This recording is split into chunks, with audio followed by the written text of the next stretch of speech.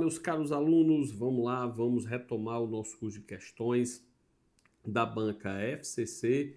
Vamos para a 14ª questão sem perda de tempo. Vem comigo, tá aí na sua tela, 14ª questão dizendo assim: de acordo com o CPC, é competente para a ação. Item A, possessória imobiliária, o foro de domicílio do réu. Assertiva errada, né? Como nós já tivemos a oportunidade de estudar, as ações possessórias devem ser ajuizadas no foro de localização da coisa, né, do bem imóvel, porque aí nós temos, inclusive, o critério de competência territorial absoluta, tá? Então é o único foro competente, é o da situação da coisa. Vem comigo, B de bola, em que o ausente for réu, o foro de domicílio de seus herdeiros. Tá errado, pessoal. Quando o ausente é réu, o foro competente é o local do seu último domicílio. Então, não é o domicílio dos herdeiros, é o foro do último domicílio, tá? Último domicílio do ausente. Vem comigo, C de casa, desculpem. Fundada em direito real sobre bem imóvel, em regra, o foro em que estiver situado a coisa. Está errado, porque para as ações de natureza pessoal e as ações reais mobiliárias sobre bens móveis, aplica-se aqui a regra. O foro competente é o foro de domicílio do réu, tá? Nós só vamos ter o foro da situação da coisa para as ações possessórias e ações sobre direitos reais imobiliários que envolvam aqueles 5 direitos que nós já estudamos, né? Propriedade, servidão, direito de vizinhança, divisão e demarcação de terras e enunciação de obra nova, tá? Vem comigo, D de dado, diz assim: em que o incapaz for réu, o foro de domicílio de seu representante ou assistente. Claro que é assim. Ora, incapaz, ele não tem domicílio próprio. O domicílio do incapaz é o domicílio de seu representante ou assistente legal. Por isso, o acerto dessa assertiva. E o item E, de alimentos, o foro do domicílio do alimentante. Ora, não é do alimentante, pessoal. O foro competente é do domicílio do alimentando, é daquele que paga os alimentos, né? Aquele que recebe, desculpa, os alimentos. Foro do domicílio aqui do alimentando. Alimentando, ou seja, a parte hipossuficiente da relação aqui da obrigação de pagar alimentos. Existe o alimentante, via de regra, o pai, né? E o alimentando, que é o filho. Vamos dar esse exemplo que é o mais comum. E aí, obviamente, que a parte hipossuficiente é o alimentando. Daí a preferência para o foro de domicílio dele. Todavia, pode ser que diante do caso concreto, principalmente quando eles dois têm domicílio em locais diferentes, seja mais efetivo para a efetivação, para a concretização aqui do pagamento, né, do pagamento da dívida, que essa ação seja ajuizada no domicílio do alimentante, porque lá pode ser que ele tenha, por exemplo, bens a serem penhorados. Então, nesse caso, o código faculta, note, não obriga, mas faculta ao alimentando ajuizar a ação no domicílio do alimentante, tá? Mas, como regra, é o foro de domicílio do alimentando o competente para ação de alimentos, tá? Beleza, então, de elefante aqui está errado. Vamos para a 15ª questão. 15ª questão diz assim: uma empresa prestadora de serviço de provedor de internet ajuizou ação de cobrança contra Roberto. Roberto, que é residente na comarca de Vitória, tá? A empresa juntou com a inicial documento que comprova a existência de contrato subscrito por Roberto. Claro, Roberto contratou o serviço, assinou o contrato. E nesse contrato existiu uma cláusula de eleição de foro na capital do estado, ó, Rio de Janeiro. Razão pela qual a inicial foi distribuída a uma das varas cíveis da comarca do Rio de Janeiro, tá? Neste caso, de acordo com as regras vigentes no CPC de 2015, o juiz. Pessoal, presta atenção aqui, porque, de fato, nós temos a possibilidade do contrato estabelecer expressamente uma cláusula de eleição de foro. Obviamente que tem que ter, tem que ter relação com um negócio jurídico específico aqui, objeto do contrato, né? Mas eu posso escolher, através dessa cláusula de eleição de foro, como regra, qualquer local, desde que você respeite as duas seções legais. A primeira exceção nós acabamos de ver, são aqueles critérios territoriais de competência absoluta.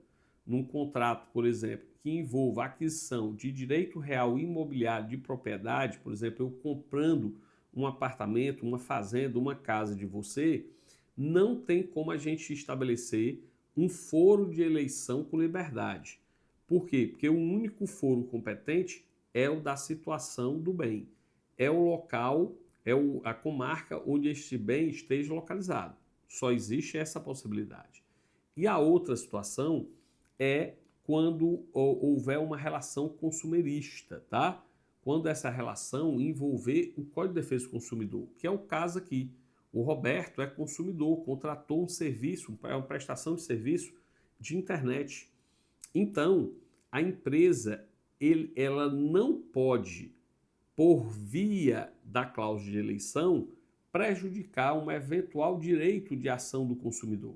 E é exatamente por esta razão, principalmente quando há um contrato de adesão, que o único foro competente é o domicílio do consumidor.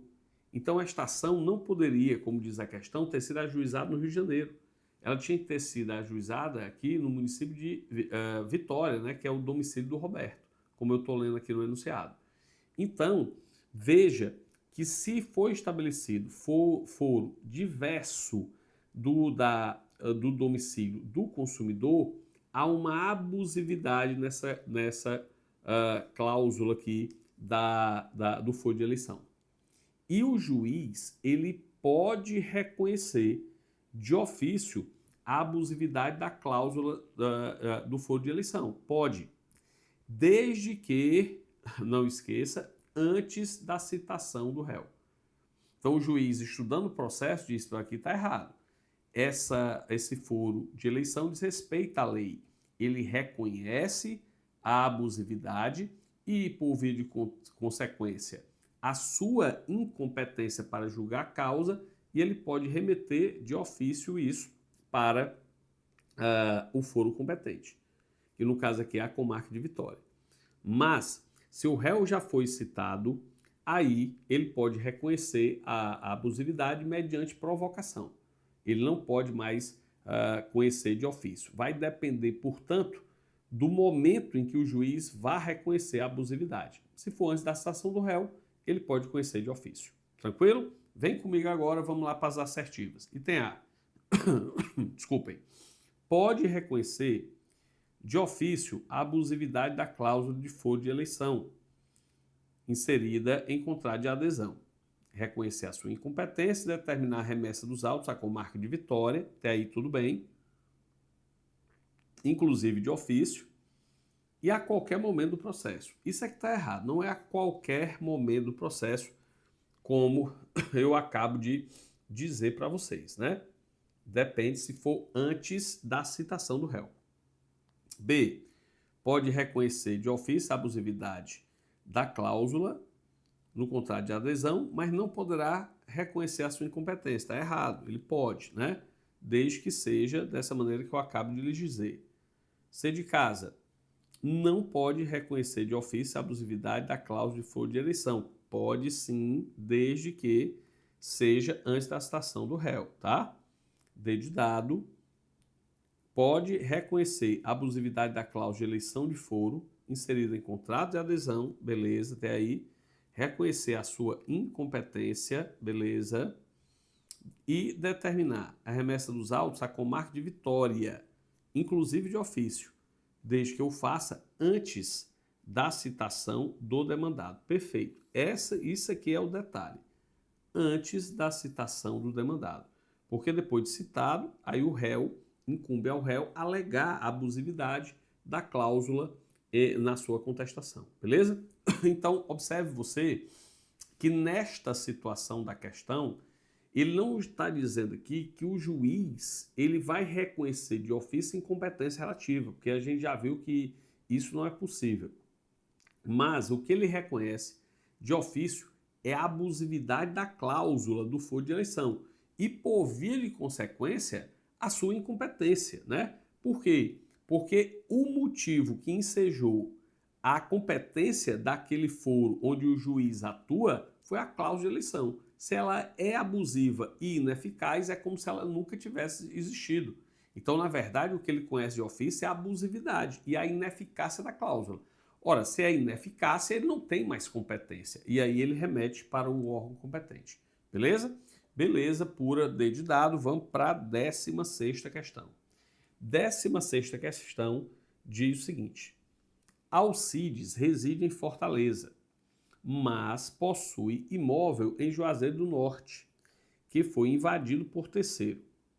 Para se ver reintegrado na posse, deverá ajuizar a ação na comarca de... Veja, presta atenção aqui, que ele quer uma ação de reintegração na posse, ou seja, uma ação possessória.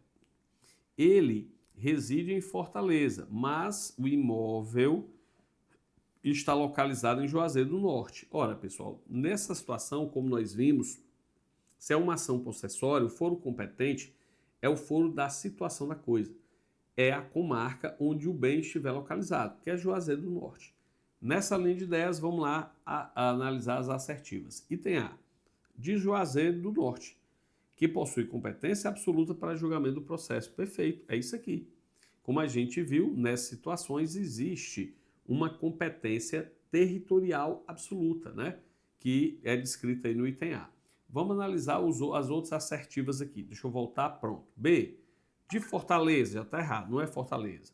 De Juazeiro do Norte ou Fortaleza, não existe essa opção. O único foro competente é de Juazeiro do Norte, porque aqui nós temos uma competência, um critério de competência absoluta.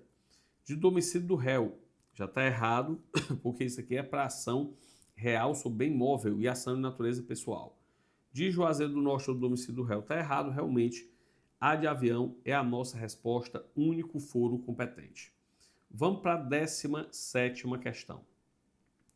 De acordo com as regras estabelecidas pelo CPC de 2015, a competência territorial para a ação declaratória de paternidade é, vamos lá, item A, de natureza absoluta, em razão da indisponibilidade do direito. Errado. Pessoal, veja, ação declaratória de paternidade é uma ação de natureza pessoal e, portanto, como regra, nós temos o foro de domicílio do réu, tá? Essa é a regra a ser aplicada, normal. Lembrando que o critério territorial é de competência absoluta em razão daquelas duas situações excepcionais que eu falei para vocês. Ações reais imobiliárias naqueles 5 direitos que eu já falei, inclusive na aula de hoje, e nas ações possessórias. Tranquilo? Agora, ação declaratória de paternidade segue a regra, domicílio do réu. O único ponto de atenção que eu chamo aqui a sua atenção é para a jurisprudência do STJ.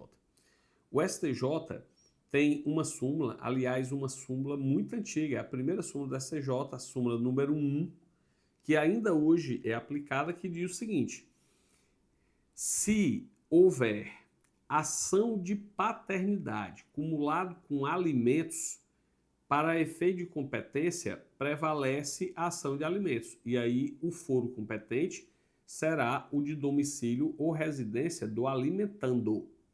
Eu vou repetir para você entender bem. Se a questão fala apenas no foro competente para ação de investigação de paternidade, ação de natureza pessoal e, portanto, foro competente do domicílio do réu, que é o caso da questão aí, ó. Ele fala ação declaratória de paternidade, ponto. Agora, e aí eu estou estudando com você o tema, Se a questão vier dizendo que a ação declaratória de paternidade cumulada com a de alimentos, prevalece aqui a posição do STJ, que é sumulada, e aí você vai dizer que é o foro de residência ou domicílio do alimentando, tá? O foro competente. No caso aqui da questão, fica fácil agora você saber, porque eu já adiantei. Olha o que é que diz o item C. Do foro de domicílio do réu, que é a regra, salvo se a demanda for acumulada com pedido de alimentos. Exatamente o que eu falei para você da exceção há pouco, né? Devido à súmula número 1, súmula número 1 do STJ. Beleza. Perfeito. Vamos lá avançar, voltar aqui. Vamos para a questão de número 18. Questão número 18, permitam-me aqui tomar uma água e a gente resolve. Determinada autarquia federal moveu contra uma mesma associação privada duas ações distintas, com pedidos e causas de pedido diversos uma da outra, mas ambas versando sobre o mesmo bem.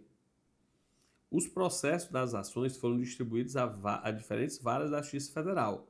Nesse caso, veja, presta atenção aqui que uma autarquia federal. Ora, se é autarquia federal, então realmente o foro competente, a justiça competente é a Justiça Federal. Mas ela diz que moveu a ação contra uma associação privada, né? Com duas ações distintas. Ó. Se são duas ações distintas, elas têm pedidos e causas de pedir diversos uma da outra. Lembre-se, não há aqui aquela conexão e continência com base na lei. Porque a gente já estudou que há conexão entre duas ou mais demandas quando lhes forem comuns as causas de pedir ou os pedidos. E haverá continência quando houver identidade de partes e de causa de pedir, e os pedidos são diferentes, mas o primeiro é menor do que o segundo pedido, estando nele contido. Isso é que é continência. Mas se ele está dizendo aqui que os pedidos e as causas de pedir são diferentes, não há conexão com base na lei, não há continência com base na lei. Mas ambas versando sobre o mesmo bem, o mesmo bem nas duas demandas, tá? Os processos das ações foram distribuídos a diferentes varas da Justiça Federal. Nesse caso, ele quer saber aqui se essas ações devem ser ou não reunidas. E como eu expliquei para você em questão anterior, né, que a gente está falando de conexão e continência, eu disse para vocês que sempre que houver risco de decisões contraditórias por dois ou mais juízes diversos, essas ações devem ser reunidas para julgamento conjunto no juízo prevento, ainda que não haja conexão conforme definido em lei. Por quê? Porque aqui existe uma razão maior, que é se evitar decisões judiciais divergentes proferidas pelo Poder Judiciário. Porque nós, seres humanos, aceitamos, nós não somos conformados com derrota. Mas quando a gente é derrotado e todo mundo também é pelo mesmo motivo, você até diz, mas todo mundo foi. O ruim é quando você é derrotado e os outros pleiteando o mesmo pedido, sob o mesmo fundamento, eles ganham e você sozinho perde. Aí você não se conforma. É isso que eles querem evitar. É a chamada conexão por prejudicialidade, falado pelo Fred Didier, mas que não teve esse nome aceito pela legislação. Pelo sistema do CPC, não há conexão, mas mesmo assim as ações devem ser reunidas para receber julgamento conjunto devido a esse risco de decisões judiciais divergentes, beleza? Conflitantes, tá? Vem comigo, vamos analisar as assertivas. Item A. Existe conexão? Claro que não, porque para existir conexão tem que ter identidade do pedido ou da causa de pedido. B. Existe conexão? Também está errado o item B pelo mesmo motivo. C. Idem. Existe conexão entre os processos? Não. D. Não existe conexão entre os processos, mas eles deverão ser reunidos para julgamento conjunto, caso exista o rito de prolação de decisões conflitantes, olha aí, ó, ou contraditórias, salvo se um deles já houver sido sentenciado. Perfeito. Ora, essa última parte eu já expliquei lá. Se uma demanda já foi sentenciada, não vai haver julgamento conjunto, reunião para julgamento conjunto, né? Porque não há como mais se evitar esse conflito, essa contradição das decisões, tá? Nem na conexão quando tem base na lei. Então, 18º, realmente, dedicado tudo certinho aqui, e aí a gente já pode avançar para tema novo, questão nova sobre capacidade processual. 19ª questão. João é réu em ação de alimentos ajuizada por seu filho Antônio. Na ocasião da citação, João estava preso e foi citado pessoalmente no centro de detenção provisória. Escoado o prazo para a defesa, sem manifestação do réu, o juiz deverá. Ora, presta atenção aqui que o João, ele é réu. E é réu nessa ação de alimentos, né, ajuizado por seu filho. Na ocasião da citação, note, ele estava preso, então ele é réu preso. Foi citado pessoalmente, tá? Citado pessoalmente no centro de detenção provisória. Escoado o prazo para a defesa, ele não se manifestou. Ora, pessoal, ele não contestou. Se ele não contestou, ele é réu. E aí, o que é que o juiz vai ter que fazer? Vem aqui comigo, porque na questão o juiz vai ter que nomear a figura do curador especial. Esse ponto despenca em prova, você tem que saber as hipóteses de cabimento de nomeação do curador especial. Vem comigo, deixa eu aqui abrir o slide, deixa eu colocar importante, tá? Importante. E aí o primeiro ponto que eu quero chamar sua atenção é que o encargo de curador especial atualmente é exercido pela Defensoria Pública. A Defensoria Pública é que deve atuar como curador especial nas suas hipóteses de cabimento, beleza? Quais são essas hipóteses? Quais são as hipóteses de cabimento do curador especial? Primeiro lugar, é no caso do incapaz.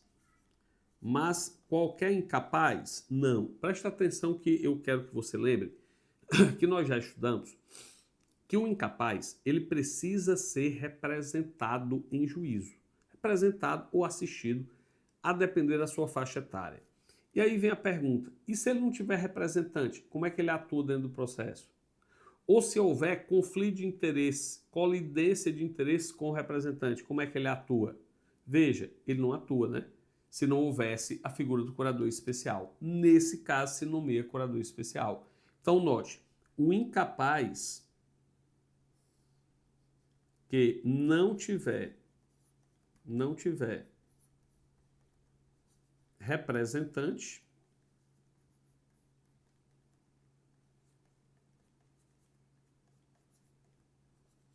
ou assistente, né? Legal. Ou quando houver conflito de interesse. Quando houver conflito de interesses com o representante ou assistente que ele tiver. Primeira situação é o caso do incapaz. A segunda situação é o caso do réu preso revel. Note, no CPC revogado já estabelecia lá o seguinte, o réu estava preso, já haveria a nomeação do curador especial. O CPC de 2015 colocou um adendo. Não basta o réu estar preso, tem que ser um réu preso revel. Ou seja, ele tem que estar preso e não oferecer contestação. Aí se nomeia um curador especial para ele, tá? Réu preso revel. E por último, o réu revel, ou seja, o réu que não contesta, réu revel, citado, deixa eu voltar aqui, por favor, citado fictamente. Fictamente. Quando a gente estiver estudando aqui atos processuais, vocês vão ver que a citação, via de regra, é pessoal, mas ela pode excepcionalmente ser ficta. E ela será ficta se ela for, nesse caso, feita por edital ou por hora certa. Então, note, citado fictamente por edital ou por hora certa. Por hora certa. Se ele for citado por edital ou por hora certa e for revel, não contestar, aí sim se nomeia curador especial. Cuidado que as questões colocam lá, ele é citado por oficial de justiça, por carta. Se ele for citado pessoalmente, ainda que ele seja revel, não há nomeação de curador especial. Beleza? Tá aí, ó, deixa eu sair da frente, tá aí agora perfeito, enquanto eu tomo a água, o esquema para você. Vamos agora analisar a questão.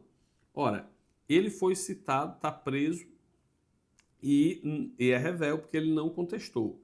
Item A, determinar a citação por edital? Não, está errado. B, está errado do mesmo jeito, citação por edital. C de casa, nomear curador especial? Até aqui está certo. Que deverá ser exercido pelo MP? Não, o encargo é exercido pela defensoria. Nomear curador especial ao réu, que deverá ser exercida pela Defensoria Pública, dedicado, é a nossa resposta, beleza?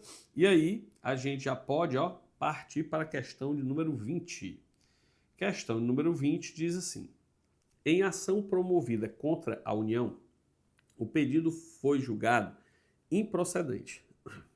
Contra a sentença, o autor interpôs recurso de apelação. Então, foi proferida uma sentença, o pedido foi improcedente e o autor recorreu, interpôs apelação.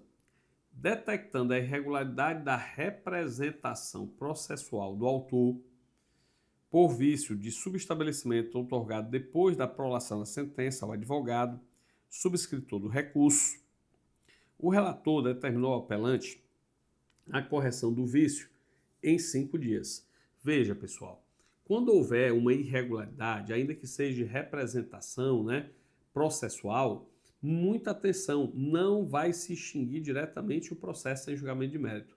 O juiz sempre vai, em obediência ao princípio da primazia do julgamento de mérito, abrir prazo para oportunizar a correção do vício, da irregularidade. Foi o que ele fez aqui, abriu prazo em 5 dias. Agora, obviamente, que se for na ação, se a pessoa nada fizer, aí obviamente que, nesse caso, o processo será extinto, sem julgamento de mérito. Professor, e se é um recurso, como é o caso aqui? Se é um recurso, falta um requisito recursal, que é obviamente a regularidade aqui do recurso, e portanto o recurso não será conhecido. Vem comigo, contudo, a determinação não foi cumprida, não foi cumprida no prazo assinalado, pois o novo subestabelecimento juntado continha o mesmo vício do anterior.